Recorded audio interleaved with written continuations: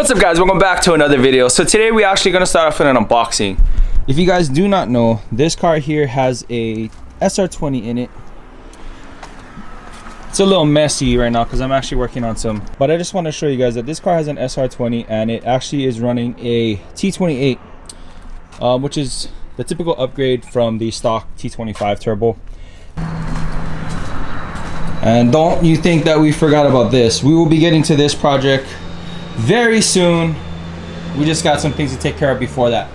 Now, I know a lot of you guys have been asking me to do a review on a budget turbo setup. Well, I was able to partner with MaXpeedingRods and they were able to send me out a GT28. This is their version of the Garrett T28. So we're gonna go ahead and unbox this today.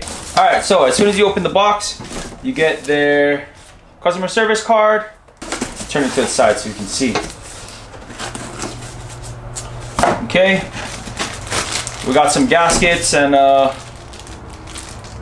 what is a banjo bolt looks like. I've heard that these gaskets are not that great, so just get a better, thicker gasket instead of using that one. Okay guys, so we're gonna go ahead and get a closer look here as I unwrap this from the paper. Looks to be pretty decent. They got all these torque marks. Looks to be double checked, which is pretty nice. Give you a better look at this turbo here. Oh.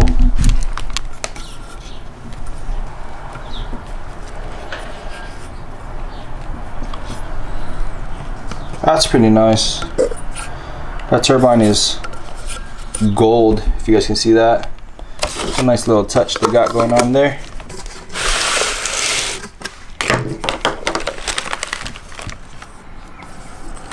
Casting looks to be nice.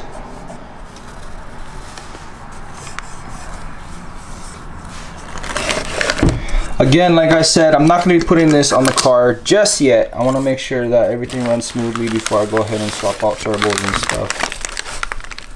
So one thing that I've seen a lot on these turbos here, these cheaper turbos, is that you need to port them because there's a lot of boost creep on them. So let me go ahead and take off this arm here so that way we can see. Yeah, see how small that port is? So we're probably going to port this before we throw it on the car.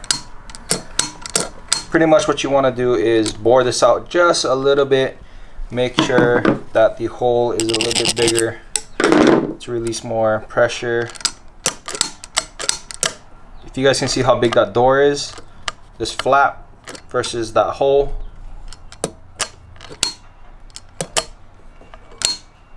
So we're gonna go ahead and port this out in another video, but I just wanted to see what everybody was talking about because, like I said, this is my first experience with a cheaper turbo. So yeah, I just did a little bit of research as well, as you would before purchasing or putting anything on your car.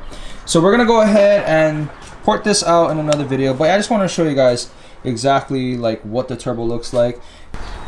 Yeah guys, so we're gonna go ahead and throw this on the car in the future, not right this moment because I want to go ahead and do some testing with the Garrett that's in the car already. That way I can give you guys a better comparison on the cheaper turbo, or the budget turbo I should say.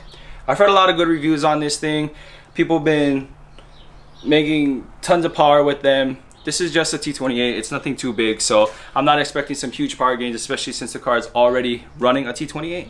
But if you guys want to go ahead and go like a budget route, I can save you guys a little bit more money. If you guys want to go hit up MaXpeedingRods for anything that you need, go ahead and use my discount code down below. I'll even put it up on the screen. You know, it's good to save a little bit of money. The discount code is going to be Nojiri, N-O-J-I-R-I, so it's just my last name. Anyway, thank you again, MaXpeedingRods, for sending out the turbo and partnering with us on this next project that we got going on. I'll put all their links and stuff in the description. All right, so today we're going to be replacing this oil catch can with something a little bit more smaller and sleek. That way I can put it off in the corner somewhere, maybe even next to the reservoir over here. I don't really like the look of how big this one is, and especially how it's like on the front of the engine. Plus it gives it a more cleaner look when it's less cluttered here. So I'm gonna go ahead and remove this whole junk of mess. I'm gonna replace it with this small little one right here. So right now I'm just gonna go ahead and loosen up these clips so that way I can remove the hoses and get these hoses out of the way. Especially right here, it's getting like pushed down, so it's not really having good circulation of the air, and that could cause the car to run not so well. So I'm gonna go ahead and remove this. So this is the oil catch can. So check this out. I'm gonna go ahead and run this as a vented setup. So I have my inlet right here, and then I got my breather at the top. I'm gonna be placing it at the bottom, and then if I have any issues with the car running a little weird, I'm gonna go back to a recirculated setup. But we're gonna go ahead and give this breather setup a try first, or vented setup a try first. I mounted up the catch can here up against like near the radiator. I just went ahead and used that old bracket that I was using to mount the old catch can to the front of the engine. I bolted it up to the radiator support, and then I bolted this onto here. The hose is coming from the top under the filter math into the oil catch can, and like I said, I'm running a vented setup right now. And I went ahead and blocked off the intake port for the catch. And like I said, if I need to run a recirculated system later, I will go ahead and just put a port on there and run it right back into the intake. So we're gonna go ahead and start the car up right now. Hopefully everything runs cherry.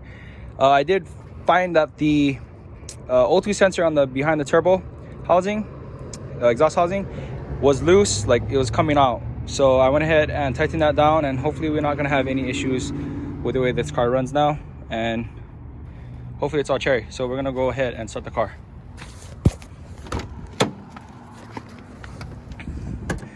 Make sure it's in neutral.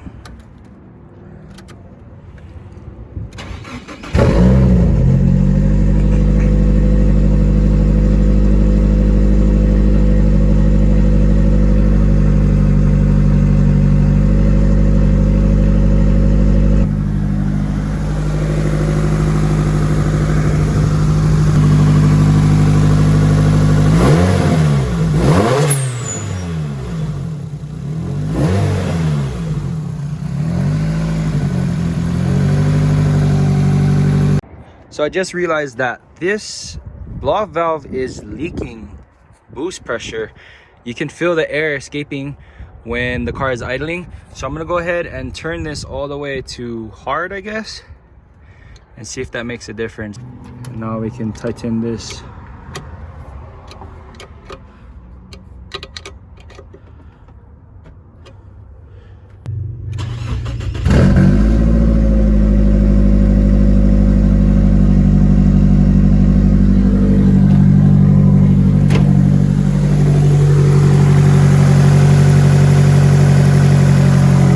Better. Before you could feel the air just seeping out of here.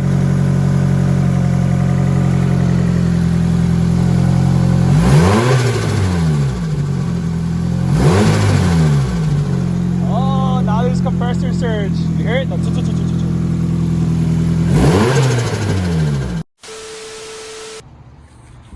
So today we're going to be changing out this fuel filter. I'm going to be using a 300ZX fuel filter. This is the part number if you guys want to change it out as well.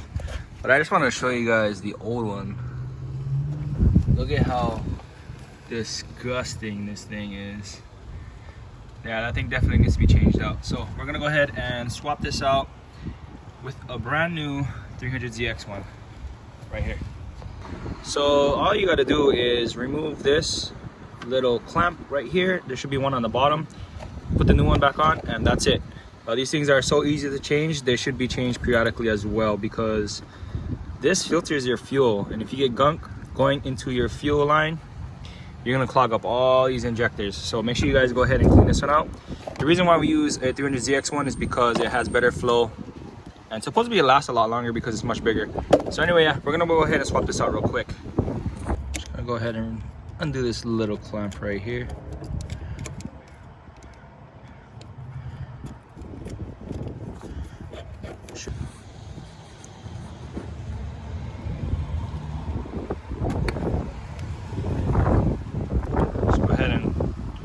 Put this somewhere so that way it doesn't dump fuel everywhere. Struggling to find a place for it. All right, we'll leave it right there. Now I need to undo the clamp underneath, right there. You see at the bottom? Go ahead and undo that one.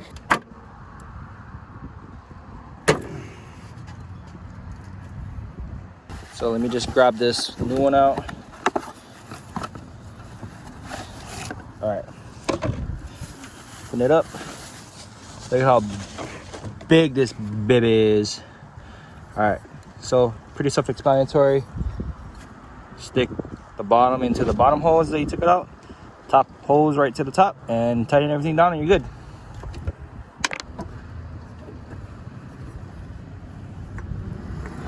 One thing I should mention is that this fuel filter is bigger, like I said, so you're gonna have to stretch out the clamps that hold the fuel filter in place, so that way it can clamp onto the new fuel filter, because the 300ZX one is a lot bigger.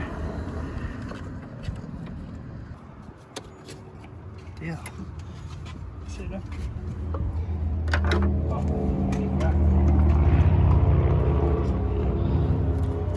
My regular little vacuum, please.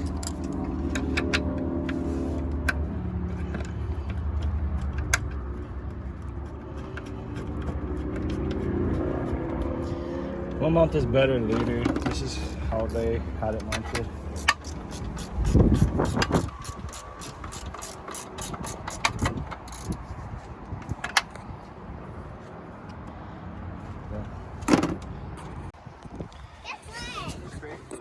So we got the new filter in place.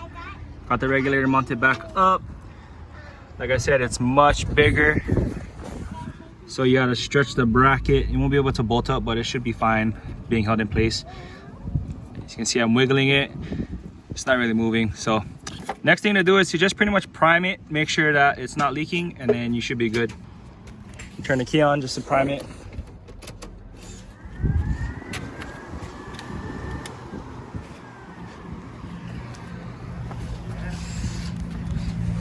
So you're gonna hear it filling up the filter. Just make sure nothing's dripping. It's one of the worst things is a fuel leak. All right, seems to be okay. I'm gonna go ahead and start it up.